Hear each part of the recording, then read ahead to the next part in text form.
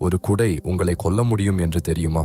1928 செப்டம்பரில் லண்டனில் ஒரு பஸ் நிறுத்தத்தில் ஜார்ஜி மார்கோவ் காத்து நின்றார்.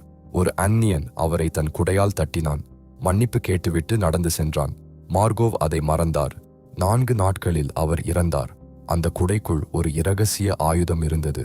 அது வாயு அழுத்தம் மூலம் ஒரு சிறிய உலோக உருண்டையை அவர் கால்களுக்குள் செலுத்தியது.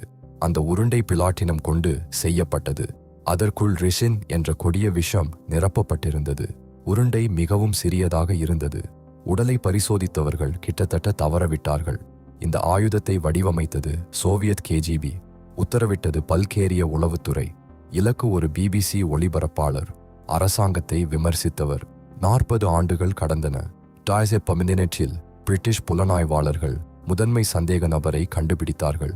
ஆனால் பல்கேரியா ஒத்துழைக்க மறுத்தது. எந்த குற்றப்பத்திரிகையும் தாக்கலாகவில்லை.